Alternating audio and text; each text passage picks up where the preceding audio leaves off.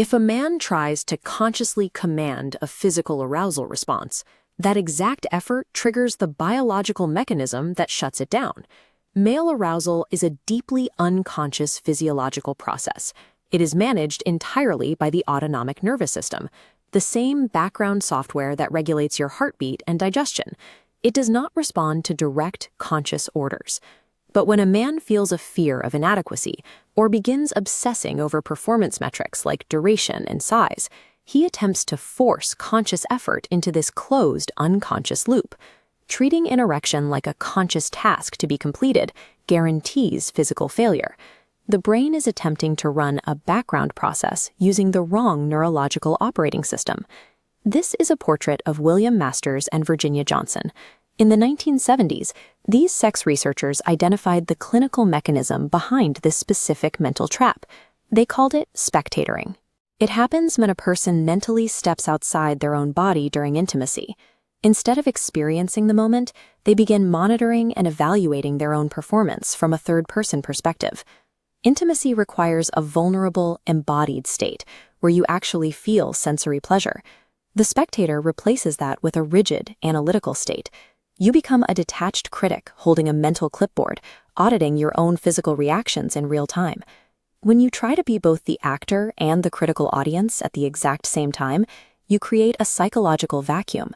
The mind completely disconnects from the body's physical sensations. This anatomical schematic shows exactly why that disconnect is so destructive. Sexual arousal lives exclusively within the parasympathetic nervous system, the body's rest and feel state. When the internal spectator starts asking critical, performance-based questions, the brain translates that anxiety as a literal survival threat.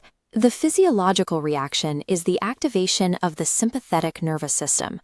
The body prepares for an emergency, flooding the bloodstream with adrenaline. To prepare your muscles to fight or flee, the body aggressively constricts peripheral blood vessels, actively rerouting blood away from the genitals. Performance anxiety is a hostile biological hijack.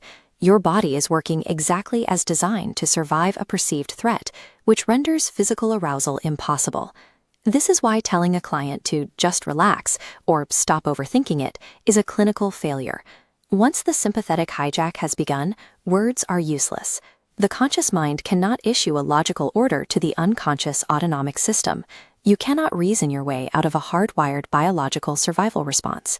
Because logical commands fail, restoring sexual function requires a clinical strategy that bypasses conscious thought entirely. To restore function, the practitioner must systematically dismantle that inner spectator and close the anxiety-driven split in the client's attention.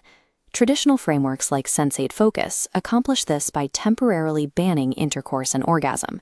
They deliberately remove the exact performance metrics that the spectator relies on to audit the experience.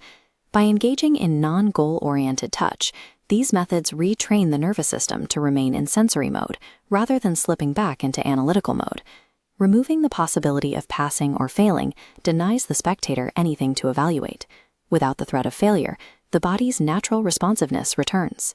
The DZRI method provides a structured 5-phase model for neurological realignment. Phase 2, zero mental noise, biologically disarms the spectator.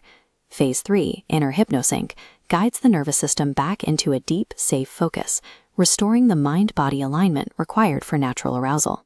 By bypassing the spectator and silencing mental static, the practitioner allows the client's autonomic system to return to its uninhibited state. Master these neurobiological interventions, enroll in the DZRI Level 2 Advanced Practitioner Program, and guide your clients out of the anxiety cage.